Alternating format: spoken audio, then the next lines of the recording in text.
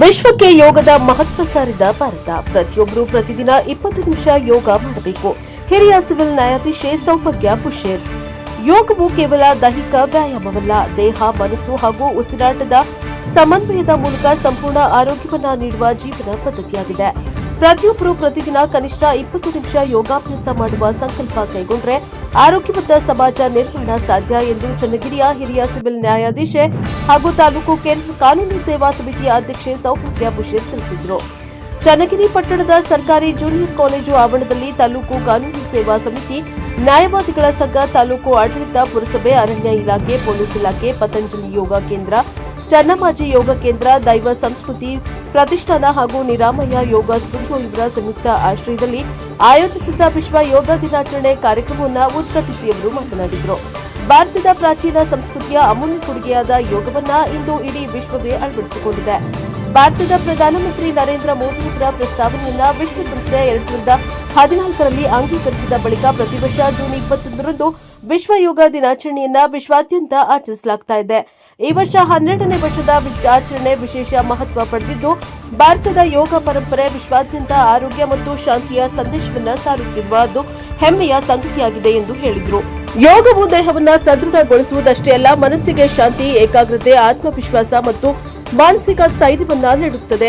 ಇಂದಿನ ಒತ್ತಡದ ಜೀವನ ಶೈಲಿಯಲ್ಲಿ ಯೋಗದ ಅವಶ್ಯಕತೆ ಮತ್ತಷ್ಟು ಹೆಚ್ಚಿದ್ದು, ವಿದ್ಯಾರ್ಥಿಗಳು, ಯುವಕರು, ಮಹಿಳೆಯರು, ಉದ್ಯೋಗಿಗಳು ಹಾಗೂ ಹಿರಿಯ ನಾಗರಿಕರು ಸೇರಿದಂತೆ ಪ್ರತಿಯೊಬ್ಬರು ತಮ್ಮ ದೈನಂದಿನ ಜೀವನದಲ್ಲಿ ಯೋಗವನ್ನ ಅಳವಡಿಸಿಕೊಳ್ಳಬೇಕು. ನಿಯಮಿತ ಯೋಗಾಭ್ಯಾಸದಿಂದ ಜೀವನ ಶೈಲಿ ಸಂಬಂಧಿತ ಅನೇಕ ಕಾಯಿಲೆಗಳನ್ನು ತಡೆಗಟ್ಟಬಹುದು, ರೋಗ ನಿರೋಧಕ ಶಕ್ತಿ ವೃದ್ಧಿಯಾಗುತ್ತದೆ ಮತ್ತು ಆರೋಗ್ಯಕರ ವೃದ್ಧಾಪ್ಯವನ್ನು ಹೊಂದಲು ಸಹಕಾರಿಯಾಗುತ್ತದೆ ಎಂದು ತಿಳಿಸಿದರು. ಇಂದು ವಿಶ್ವ ಯೋಗ ದಿನಾಚರಣೆಯ ಅಂಗವಾಗಿ ಎಲ್ಲರೂ ಆರೋಗ್ಯಕರ ಬದುಕಿನ ಸಂಕಲ್ಪ ಮಾಡಿ ಪ್ರತಿದಿನ ಕನಿಷ್ಠ 20 ನಿಮಿಷಗಳ ಕಾಲ ಯೋಗಾಭ್ಯಾಸ ಮಾಡುವ ಅಭ್ಯಾಸ ಬೆಳೆಸಿಕೊಳ್ಳಬೇಕು.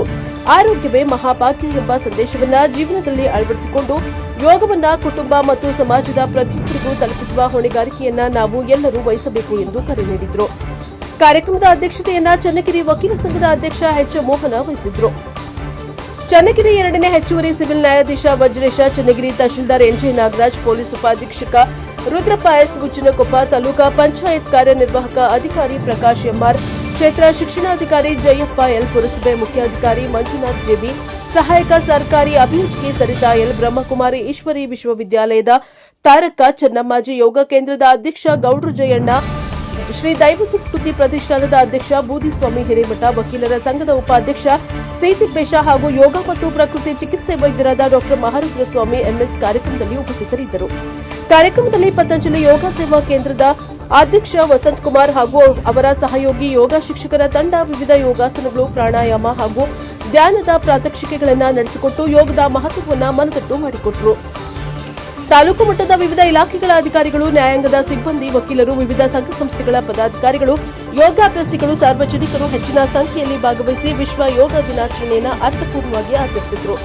ಬ್ಯೂರೋ ರಿಪೋರ್ಟ್ ದೇವರಾಜ್ ಕಿನಲ್ಲಿ ಮತ್ತು NKS TV ದಾವಣಗೆರೆ.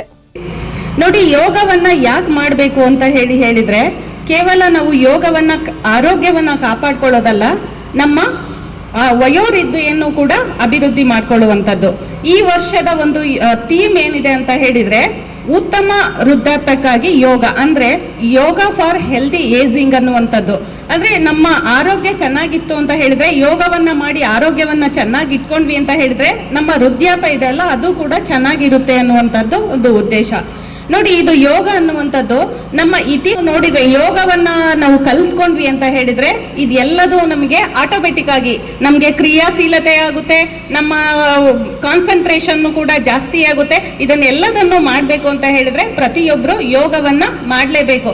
ನೋಡಿ, ನಾವು ಈ ದಿನನೇ ಒಂದು ಸಂಕಲ್ಪವನ್ನ ಮಾಡೋಣ. ಏನಂತ ಹೇಳಿದ್ರೆ ಪ್ರತಿಯೊಬ್ಬರು ಒಂದು ದಿನದಲ್ಲಿ 20 ನಿಮಿಷವನ್ನ ಯೋಗಕ್ಕಾಗಿ ಮೀಸಲಿಟ್ಟು ನಮ್ಮ ಆರೋಗ್ಯವನ್ನ ಕಾಪಾಡ್ಕೊಳ್ಳೋಣ ಅಂತ ಹೇಳಿ ಎಲ್ಲ ಹೇಳ್ತಾ, ನೀವು ಇದು ಮಾತನಾಡುವಂತಹ ಸಭೆ ಅಲ್ಲ, ನಾವೆಲ್ಲರೂ ಯೋಗವನ್ನ ಮಾಡಿ ಆಸವನ್ನ ತೆಗೆದು ನೋಡಿದ್ರೆ ಅದರಲ್ಲಿನೇ ಕಂಡುಬರುತ್ತೆ ಭಾರತವು ಯೋಗವನ್ನ ನಮ್ಮ ಜಗತ್ತಿಗೆ ಕೊಟ್ಟಿರ್ತಕ್ಕಂತಹ ಒಂದು ಕೊಡುಗೆ ಅನ್ನುವಂಥದ್ದು ಕಂಡುಬರುತ್ತೆ. ಅದು ಯೋಗ ಅನ್ನುವಂಥದ್ದು ಯೂಸ್ ಎನ್ನುವಂತಹ ಒಂದು ಸಂಸ್ಕೃತ ಪದದಿಂದ ಬಂದಿರತಕ್ಕಂಥದ್ದು. ಯೂಸ್ ಅಂದ್ರೆ ಏನು ಅಂದ್ರೆ ಒಟ್ಟುಗೂಡಿಸೋದು ಏನು ಅಂತ ಹೇಳಿದ್ರೆ ನಮ್ಮ ದೇಹ, ಮನಸ್ಸು, ಉಸಿರಾಟವನ್ನ ಒಟ್ಟುಗೂಡಿಸಿ ಮಾಡುವಂಥದ್ದೇ ಯೋಗ ಅಂತ ಹೇಳಿ ನಾವೆಲ್ಲ ತಿಳ್ಕೊಂಡಿದೀವಿ. ನೋಡಿ, ಇತ್ತೀಚಿನ ದಿನಗಳಲ್ಲಿ ನಾವು ನೋಡಿದ್ರೆ ಏನಾಗ್ತಾ ಇದೆ ಅಂತ ಹೇಳಿದ್ರೆ, ನಮಗೆ ಯಾವುದು ಥಿಂಕ್ ಮಾಡ್ತಕ್ಕಂತಹ ಕೆಪಾಸಿಟಿ ಇಲ್ಲ, ನಮಗೆ ಯೋಚನಾ ಶಕ್ತಿ ಇಲ್ಲ. ನಮಗೆ ಬಾರಿಗೆ ಯೋಗವನ್ನ ಯಾಕೆ ಪ್ರಾರಂಭ ಆಯಿತು ಅಂತ ಹೇಳಿ ನೋಡಿದ್ರೆ, 2014ರಲ್ಲಿ UN ನಲ್ಲಿ ನಡೆದಿರ್ತಕ್ಕಂತಹ ಒಂದು ಸಭೆಯಲ್ಲಿ ಯೋಗವನ್ನ ಮಾಡಬೇಕು ಅಂತ ಹೇಳಿ ಒಂದು ಅನೌನ್ಸ್ಮೆಂಟ್ ಆಯಿತು. ಇದಕ್ಕೆ ಸಂಬಂಧಪಟ್ಟಿರ್ತ ಹಾಗೆ ನಮ್ಮ ದೇಶದ ಗೌರವಾನ್ವಿತ ಪ್ರಧಾನಮಂತ್ರಿಗಳಾಗಿರ್ತಕ್ಕಂತಹ ನರೇಂದ್ರ ಮೋದಿಜಿಯವರು ನಾವು ದೇಶಾದ್ಯಂತ ಎಲ್ಲರೂ ಯೋಗ ದಿನಾಚರಣೆಯನ್ನ ಮಾಡೋಣ ಅಂತ ಹೇಳಿದ ನಂತರ ನಾವು 2014ರಿಂದ ಯೋಗವನ್ನ ಪ್ರಾರಂಭ ಮಾಡಿದ್ವಿ. ಅಲ್ಲಿಂದ ಇಲ್ಲಿಯವರೆಗೆ ನಾವು 12 ವರ್ಷ